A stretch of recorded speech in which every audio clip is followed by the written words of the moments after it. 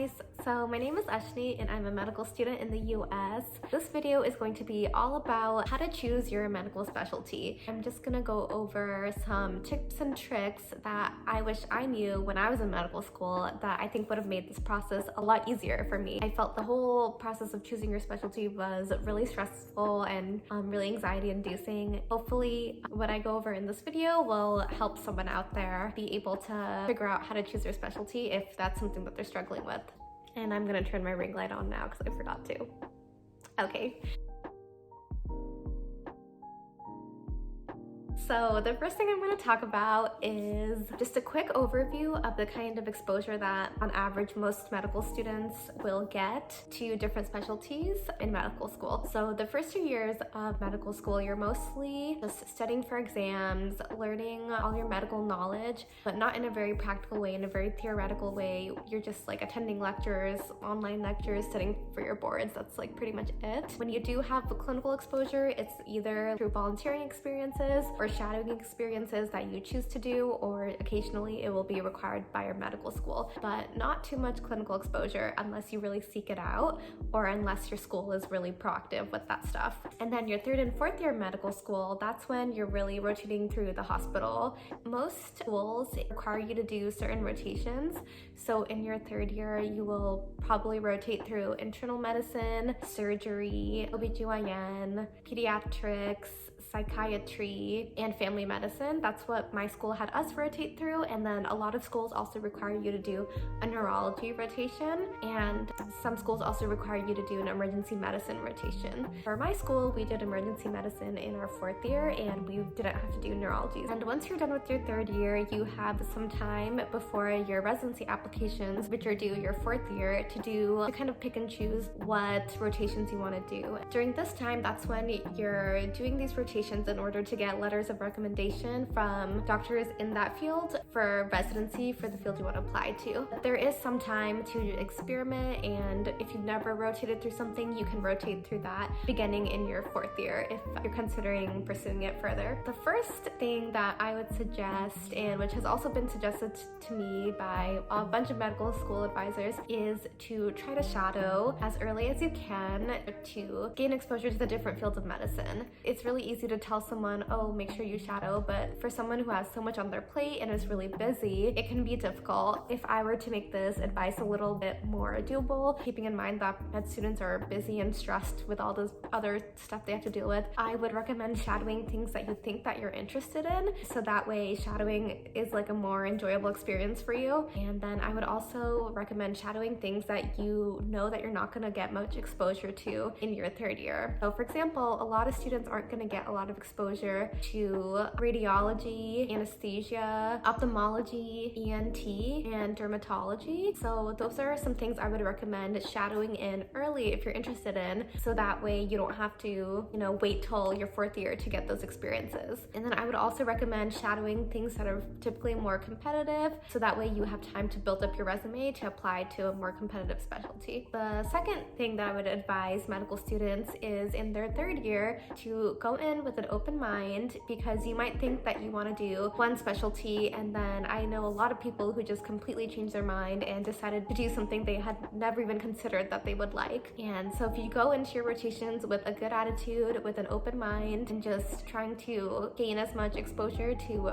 all the different fields as you can, that will definitely be helpful for you. Also in your 4th year, if you end up finishing your 3rd year of medical school and you're still not exactly sure what specialty you want to pursue, maybe by this you've narrowed it down to a few things that you might be interested in, and hopefully you have narrowed out some things that you're like, oh, I'd never want to do this in a million years. So with the few things that you might be interested in, if you're still deciding between a few things, so if you're between surgery and psychiatry, early on in your 4th year, after your 3rd year rotations are done, you can schedule a surgery rotation and then a psychiatry rotation. So during that time, you have a bit more exposure to these fields, and you also have time to get a letter of recommendation from someone on that rotation, so you can be prepared for whichever one you want to apply into. It's nice that students finally get some elective time to choose things that they're interested in. Something that might be annoying in your fourth year is that usually you choose your fourth year schedule like halfway through your third year. You might not even know what you might be interested in fourth year yet, so it might be annoying to schedule a rotation in that you decide later on that you're interested in. But even if it's annoying, you should really just try to email everyone and really try to advocate for yourself to be able to get a certain rotation, because if it's going to be beneficial for your career, then you should do it. And sometimes med schools or institutions might not be easily flexible, but hopefully you can kind of push them to get the opportunities that as a medical student you are deserving of. So that was kind of a broad overview of things that you want to do each year to gain as much clinical exposure to different fields and to help you choose which field you want to go into. But now I want to talk to you about more practical things to kind of consider while you're out there gaining exposure, whether that's with shadowing or whether that's like on a rotation. Some practical considerations is to think about what kind of patient population do you like working with if you have a preference. You might like working with adults, you might hate working with kids, you might love working with pregnant patients or mostly female patients, or conversely mostly male patients. And so these are all things that can help point you towards a specific field. And if you don't really have a preference, you like everyone, it's fine as well. So that is one thing to consider, is the patient population. Something else that is pretty practical in thinking about is to think about whether you like the bread and butter of that specialty that you're considering. These are the things that you're going to see the majority of the time. Things that are really rare tend to be super fun and super exciting for most people. If you really love the mundane aspects of the field that you're going to see like 10 times a day, that really shows that you're getting enjoyment out of that field. I guess another way to put this is what fields naturally spark your interest, and what kind of patients with what kind of pathologies do you find yourself more interested in and wanting to take care of. So I guess that's kind of like, what are you interested in? Another practical thing to consider is whether you like procedures or not. People usually say like, do you like the OR or do you not like the OR? But there's a lot of procedural things that don't necessarily take place in an OR. For example, emergency medicine, you're not in the operating room all the time, but they do a lot of procedures. So it's helpful to think about both aspects of that. Do you like the operating room? Do you not like the operating room? And do you like procedures or do you not like procedures? So this is kind of like a black and white thing, but a lot of specialties are mixed. So for example, radiology, as a medical student, you would think like, oh, radiology doesn't have any procedures. But if you do a fellowship in musculoskeletal pathology, then those radiologists actually do a lot more procedures. It's also important to just kind of Google different fellowships of specialties if you're considering a fellowship, just to know what your options are. Another practical consideration is to kind of think about whether you like being an expert in a niche field or whether you like being able to diagnose and treat a variety of conditions and work with a variety of organ systems. Usually thinking about a broad variety, people think of like internal medicine. You deal with pathologies from the heart to the GI system to autoimmune disease. It's a very wide breadth. And then if you want to do fellowship, then you can specialize further. In contrast to that, something that you go directly into is like orthopedic surgeries. That is something that's more niche. So it's also helpful to think about like which one of these of the spectrum of niche to broad, where do I like being? And at the end of the day, there's a variety of things you will prefer and there's some things you will not prefer. And then something else that is practical that can kind of help categorize specialties as well is to think about whether you like working with acute conditions or you like working with more chronic conditions. So with more chronic conditions, you would probably have more follow-up appointments with patients and more long-term patient interactions. But with more acute conditions, you might have shorter patient interactions. You might be able to see a patient with a problem and send them home having fixed that problem. This might be the difference between like surgery or pediatrics or internal medicine. Another practical consideration to take into account is whether you like talking to patients and dealing with patients. Things like, do you like working with patients directly or indirectly? So for example, a lot of radiology can be working with patients indirectly. You're taking care of patients, but you're not seeing them face to face all the time, versus OBGYN is something that where you're seeing patients face to face. In most fields, you're seeing patients face to face, I think. So those were some practical considerations I would recommend thinking about. Next, to kind I want to talk about things that will pertain to your future lifestyle.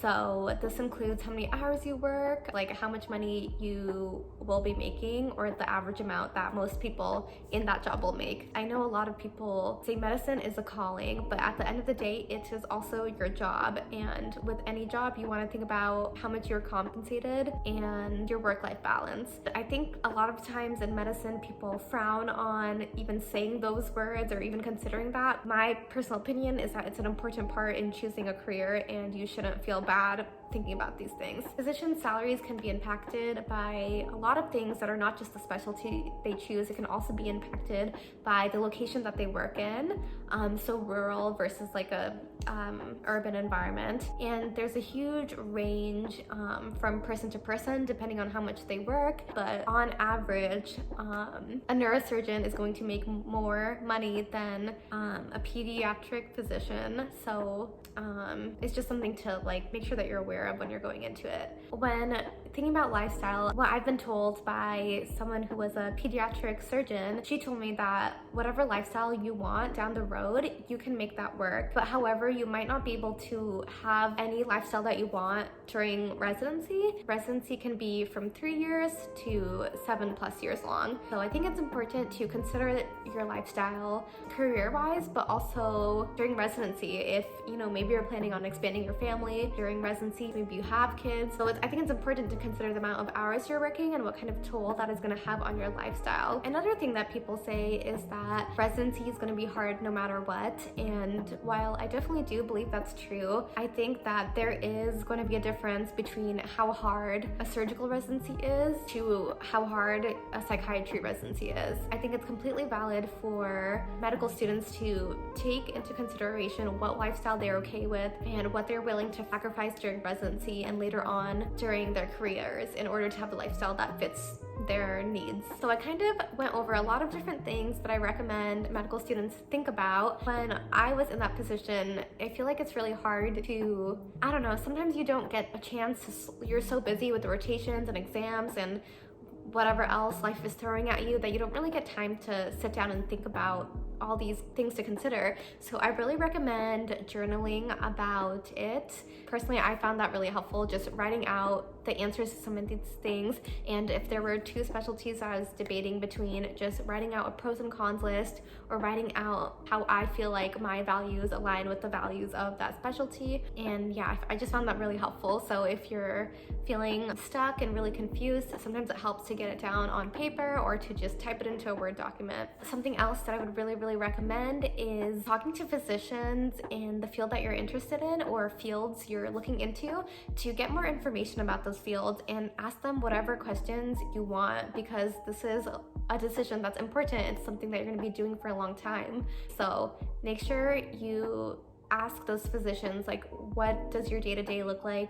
What kind of work-life balance do you feel like you have? Whatever is concerning you, make sure you ask someone in that field about that so they can give you an honest answer. Outside of medicine, I feel like a lot of people do like informational interviews to see what kind of jobs will be a good fit for them. And I feel like in medicine, I haven't heard that term a lot, but I think it's really helpful. I think it's a great way to learn more about a field. And I definitely asked a few different physicians questions about their lifestyle and their specialty. And I think that helped a lot, and it helps you get a better taste for that field and also helps you address any concerns that might be holding you back from committing to a certain field. If you feel like there's no one at your medical school you feel comfortable talking to, there's a bunch of people on Instagram or online or on YouTube that are publicly sharing that they are ex-physician. I feel like it's valid to send them an email or send them an Instagram DM and just ask if you can ask them questions about their field. I would definitely recommend that if you feel like there's no one in your real life that you feel comfortable reaching out to. There are definitely ways around that. Sorry if this video is getting extremely long, but it's also really helpful to take everything with a grain of salt. During your rotations, you might find people tend to talk badly about other specialties. If someone is in X specialty, they will say bad things about someone in Y specialty. I've encountered that a lot, and I think a lot of medical students have. If someone's hating over a specialty that you think is really cool, that's just their opinion, but don't let let that influence your decision too much, because if that person isn't working that job, they don't really know what it's like. Also, another thing, there's so many stereotypes. Once you're in medical school, you will learn about all the stereotypes that there are about each specialty. Just know that stereotypes are not reality. You can make your opinions for yourself, but please don't let those stereotypes affect your decision too much, especially in a negative way. Last but not least, just know that every field is going to have pros and cons, and it's just important to pick the one that you feel like